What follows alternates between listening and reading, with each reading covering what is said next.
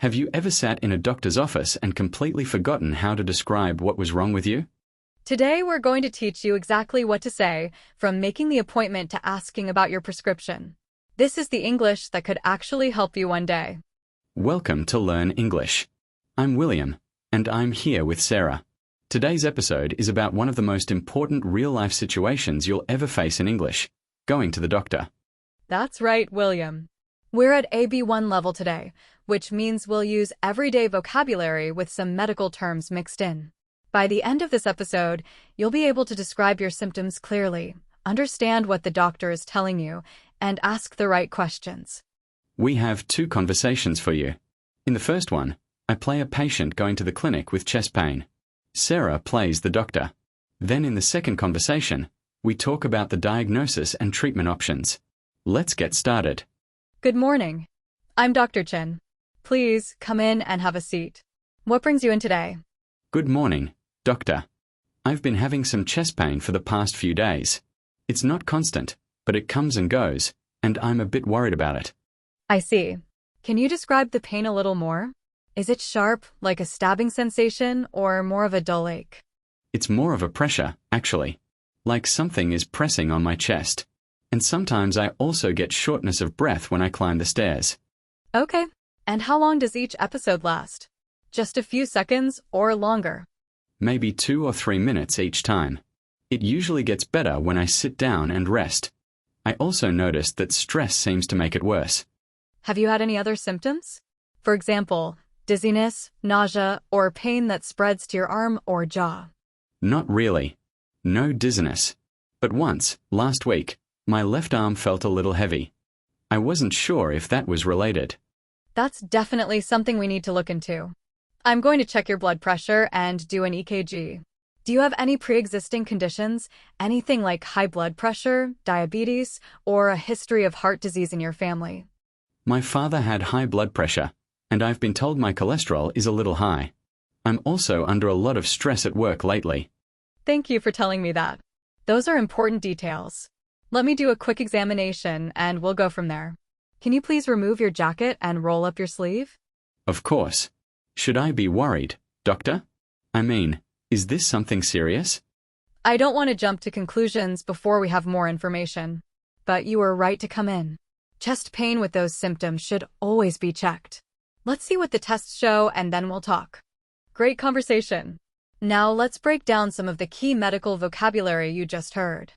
The first important phrase was comes and goes. This is how you describe a pain or problem that is not constant.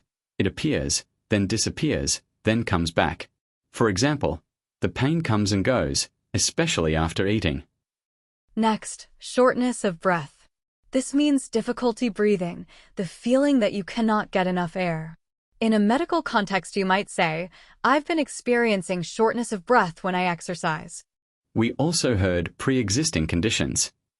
These are health problems you already had before visiting this doctor or before getting health insurance. Doctors always ask about these because they affect your treatment. And finally, jump to conclusions. This is a very common English expression that means making a decision or forming an opinion before you have all the facts. The doctor used it to reassure the patient. I don't want to jump to conclusions before we have more information. All right, William. The EKG results look okay, which is reassuring. But based on your symptoms and your family history, I think we're dealing with stress-related chest pain, possibly combined with mild acid reflux. I'm also going to refer you to a cardiologist, just to rule out anything more serious. A cardiologist? Is that a heart specialist? Do you think there's something wrong with my heart? Yes, a cardiologist specializes in heart health. It's just a referral as a precaution, not because I think there's an emergency. Better to be safe. In the meantime, I'm going to prescribe a low-dose antacid for the reflux, and I'd like you to try to reduce your stress levels. Okay. What's the dosage for the antacid?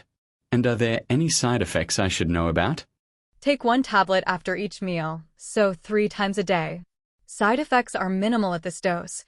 Maybe some mild headache in the first few days, but that usually passes. I'll write it on your prescription. And will my insurance cover this? I have a standard plan and I'm not sure about the copay for specialist visits. Most insurance plans cover specialist referrals, but your copay may be higher than a regular visit, usually around $30 to $50. You should check with your insurance provider to confirm. The medication itself is a generic, so it should be quite affordable even if it's not fully covered. That makes sense. Should I make a follow-up appointment with you as well, or just see the cardiologist? Yes, let's schedule a follow-up appointment in 2 weeks. If the symptoms get significantly worse before then, especially if you feel severe chest pain or real difficulty breathing, don't wait. Go to the emergency room immediately. Otherwise, rest, reduce stress, and we'll check in soon. That second conversation was full of useful medical vocabulary. Let's review the most important ones. The phrasal verb rule out is very common in medical English. It means to eliminate something as a possibility. The doctor did blood tests to rule out an infection. You can also use it in everyday life. I wouldn't rule out moving to another city for the job. A referral is when your general doctor sends you to see a specialist. You need a referral to see a cardiologist, a dermatologist, or an orthopedic surgeon. Without a referral, your insurance may not cover the visit. And don't confuse dosage and dose. A dose is one amount of medicine, one tablet. Dosage is the complete instructions, how much and how often. Follow the prescribed dosage, 1 tablet 3 times a day. Now it's your turn to practice. I'll say a sentence slowly, and I want you to repeat it out loud. This is how you build confidence speaking English. Ready?